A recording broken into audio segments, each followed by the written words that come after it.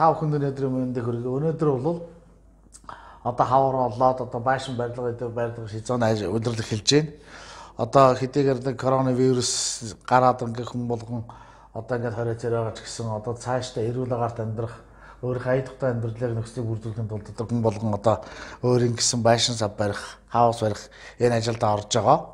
Тийм учраас хүмүүсийн хөвчлэн алдаа гаргадаг зүйл юу вэ гэдэм байшин барихад хоёрдугаар ашиглалтын зардал хамгийн багтаа буюу дулаан алдагтай байшин яаж барьдаг талаар ингээд цуврал хичээл ингээд явж байгаамаа. Тэгэхээр хүн болгонд хамгийн түрүүнд нэг ойлгох ёстой зүйл нь бол байшингийн дулаан алдагт. Байшингийн дулаан алдагт нь хаанаас яаж өгөх юм бэ гэхээр ер нь бол ингээд байшин байлаа гэж бодоход байшингийн дулаан алдагдлын үндсэндээ 40 орчим хувь нь зөвхөн таз дээврээр хаалга цонхоор 10-аас 15%, хажуу ханаар бол нэг 25 орчим хувь, шалаар бол 20 орчим хувь дулааны алдагдал үүсчихэд байна. Нийт дулаан алдагдлыг ийм хуваарьтай байдаг. Тэгэхээр энэ дулаан алдагдлуудыг яаж бага байлгах вэ? Хамгийн бага байлгах уу гэвэл одоо үндсэндээ байшингийнхаа үндсэн хийж материалыг сонгох гасаа илүүтэй яг хийцийнхаа явц юуг анхаарах вэ гэдэг мэдэх нь хамгийн чухал байдаг юм аа.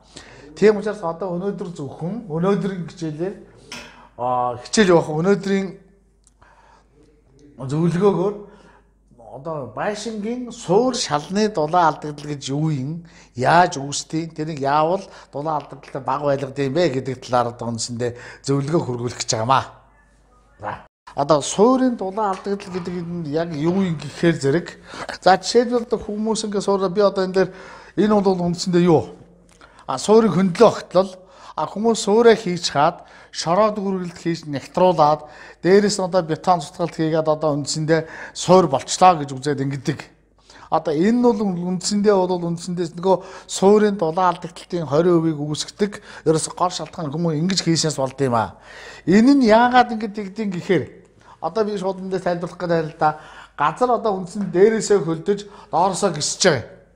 Тэгэхээр дээрээсээ хөлдөлтийн ингээ явсаар хөлдөөгөөд чадвар доороос нь газрын цөмийн дулааны нэр явж байгаа энэ хоёр бие биенийгээ дийлхэ байгаад яг ингээ тэнцэж байгаа нөхцөл энэ нойлцог нь өөрөө нөгөө одоо манайхны хэлдгээр нөгөө хөлдөлтийн төвшин гэдэг ойлголт.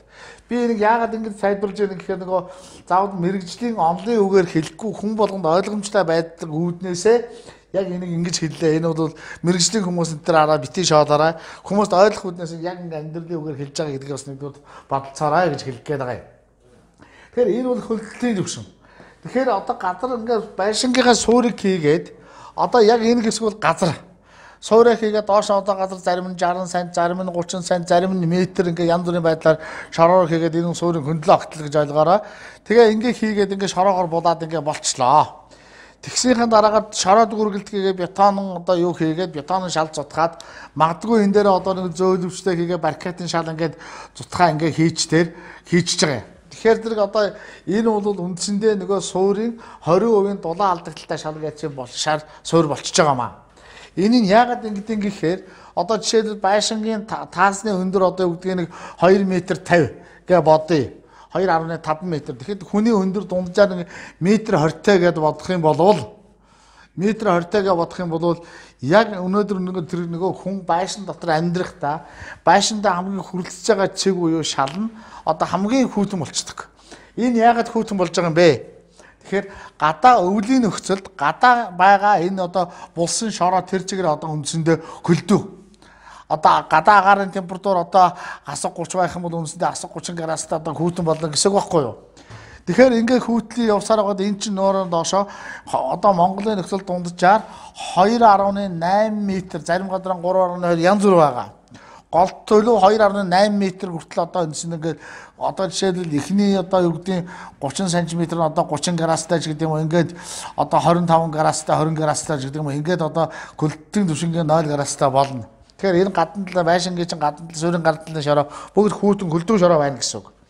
Тэгэхээр яадаг гэхээр энэ гадна талд нь байгаа хөлдөө шороо байна гэдэг чинь энэ нөгөө энэ суур хийсэн бетон чинь өөрөө бас тийм градустай хөлдөө хүүтэн байна гэсэн үг байхгүй юу? Тэгэхээр дээрээс ингэж ирдэж байгаа хүүтний хавлтын хүүтэн бүгд энэ суурлууч ингээд үндсэндээ хүүтэн агаараар ингээд энэ суурийн дотор нөгөө болсон шороо чинь өөрөө үндсэндээ бас хөлдөө болно гэсэн үг. дунджаар 4 метрийн өргөнтэй байшин. За одоо бишээлээ нэг байшингийн хоёр суурны хоорондын зай нь одоо байшингийн 4 метр байна гэж үзвэл 4 метр байна гэж үзэх юм бол одоо хөрсний дулааны эсэргүүцлэр хоёр байгаа юм чинь юм яг хажууг шиг хавлтын хөвдөнтэйхээ үндсэндээ 2 метр нөлөөлнө гэж үзвэл 4 метртэй байшингийн өргөн эндээс нь 2 метр нь хүүт нөгөө жинэлтийн хүүт ингээд харавна. Хоёр талаас ингээд харавна гэсэн үг. Тэгэхээр үндсэндээ яг ингээд бодох юм бол 4 метр өргөнтэй байшин байна гэж бодох юм бол энэ суурийн нөгөө булсан шорооч энжигтэй бүгд үндсэндээ хүүтэн хөлдөө шороо болчихно гэсэн үг байхгүй юу? Тэгэхээр тэр хүн одоо ингээд байшин дотор шаландаараа ингээд гიშгэ явуулаа гэхэд хамгийн хүүтэн цэг чинь шал өөрөө болчихж байгаа. Нэгдүгээр.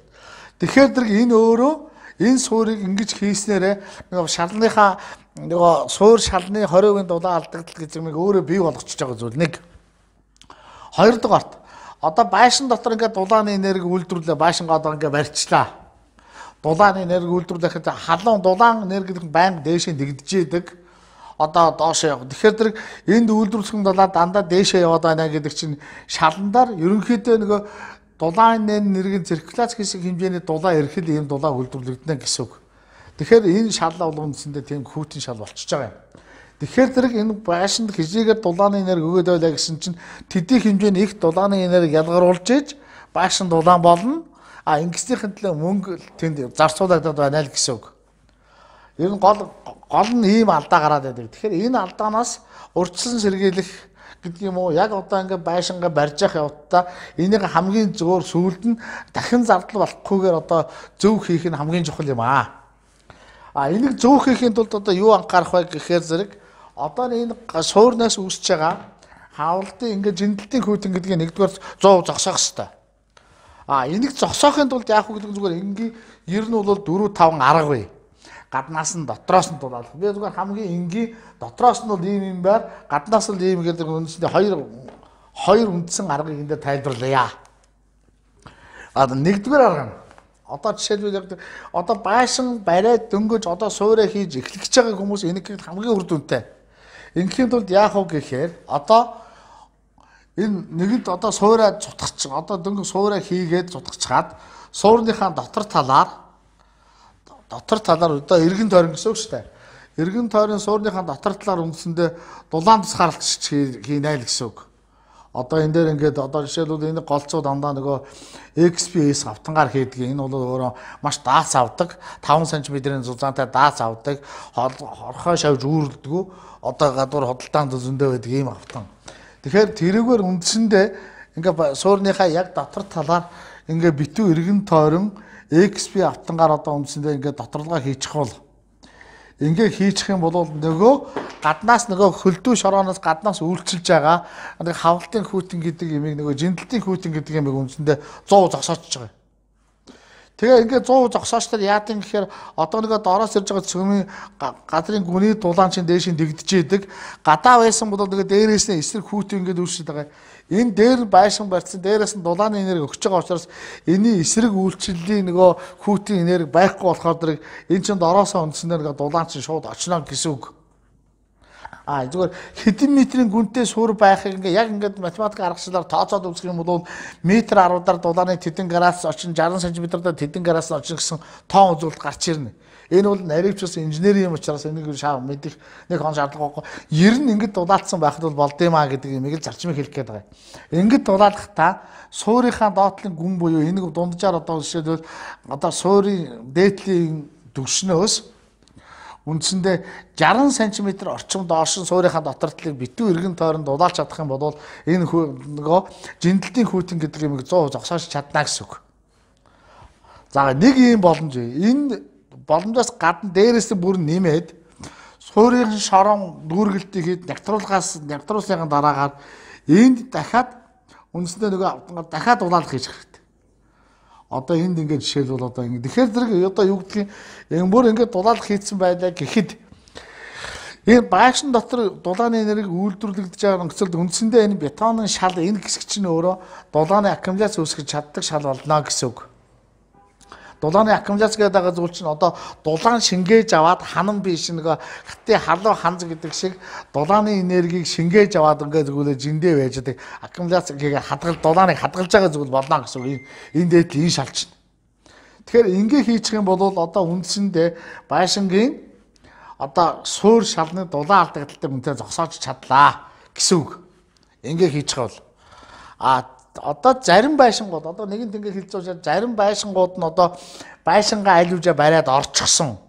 Одоо бетонын шал хийсэн, одоо баркатын шалан тавьчихсан. Тэгэхээр тэр нөхцөл яадаг гэхээр зэрэг одоо энийг хийх боломжгүй болчихж байгаа. Тэгэхээр энийг яаж шийдэх үү гэхээр нэгэн тэнгээ байшингаа буулгахгүй юм чинь байшингийн гадна талаас нь нөгөө дулаан тусгаарлалтыг хамгийн сайн хийх болцоог нь хайнаа л гэсэн үг. Тэгэхээр би одоо энэ зургандаа дахиад энэ дээр тэрийг тайлбарлах юм. Тэгэхээр одоо гадна талаас хөлдөө хүүтийн шорооны жиндэлтийн хүүтэн гэдгийг багасгахын тулд нөгөө дулаалгаа аваачаад суурийн гадна талаас ингэж хийх хэрэгтэй. Хүмүүс одоо энийг ингээ хийгээд ингээ хийхдээ нөгөө гадна талын хүүтэн хөлдөө шорооны хавтан хүүтэн зогсчихж байгаа. Энийг хийхдээ нэг юмд гол анхаарах юм юу гэдэг юм гэхээр хүмүүс одоо яаж хийдэг үү гэхээр зэрэг зөвхөн суурийнхаа нөгөө гадна талын хөрсний зузаанд нь хүргээд шороогоор булах хэлбэр ингээ хийчдэг байхгүй юу? Яг наривчилж арах юм бол ингээ хийчих. Тэгэхээр ингээ хийхээр яадаг гэхээр зэрэг энд гадаа хүүтэйгээр байж байгаа нөгөө булагдаагүй үлдсэн бетонын гисгүүд нь ил учраас энийгээр чинь хүүтэн ингээд ороо шууд хүүтэн дамжуулаад одоо энэ байшингийн жишээлбэл зарим гад байшингууд нь байшингийн хаяагаар нөгөө чийгдээд цанталт үсээд ингээд байдаг юм болоод энд ингээд дулаан алдагдал дахиад өсчтэй. Тэгэхээр энийг л хамгийн гол нь гарахгүй байх хэрэгтэй. Энийг гарахгүй байх арга нь юу юм гэхээр энэ суурийнхаа дулаан тусгаарлалтыг одоо байшингийн үндсэн ханын хийц рүү оруултал хийж өгөөд нэг суурийн бүрэн далд хийгээд энэ дээрээ дахиад нэг хаяач бетоноо зүтгах замаар ингээ хийчих юм бол нөгөө энэ дундуур явж байгаа дулаан алдагдaltaй юм төгсөж байхгүй болчих. Тэгээд эргэн тойрон ингээ хийцэн нөхцөлд одоо суурнаасаа дулаан алдах гэдэг юм бол үндсэндээ зогсчихно гэсэн үг. Энэ дээр нэг юмыг анхаараарай. Энэ дулаан тусгаарлалт хийж байгаа зүйлүүд нь материалынхаа дулааны эсэргүүцлээрээ ямар хэмжээний дулааныг тусгаарлаж ийн гэдгээ шалтгаалan материалын сонголт нь ганцхан XP автан биш. Одоо дулаалга өөр хөөсөн дулаалга энэ байж болно. Тэрнийхээ нягтыг энэ тэрийг одоо тухайн байшин барьж байгаа хүн өөрөө сонголт хийгээд хэрэглэж болно. За өнөөдрийн тухайд бол одоо зөвхөн суурин дээр энэ хэсгүүдийг л анхаарчих зүйтэй. Ингээ дараа чиг хичээлүүд дээр одоо юу гэдэг ханын дулаан тусгаарлалт ер нь бол байшин өөрөө дулаан тусгаарлалтаа дулаан алдагдaltaгүй байшин гэж юу юм? Дулааны агуулмжтай байшин гэж юу юм?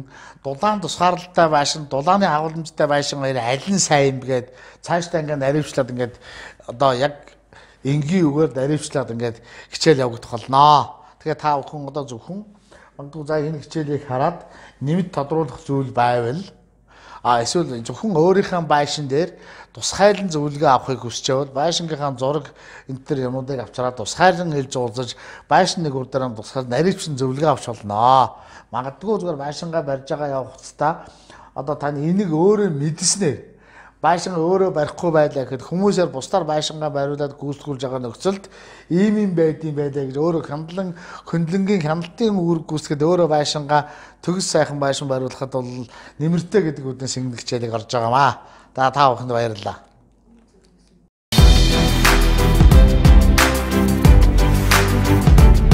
Айл бүхэнд ая дурыг билээлээ. More компани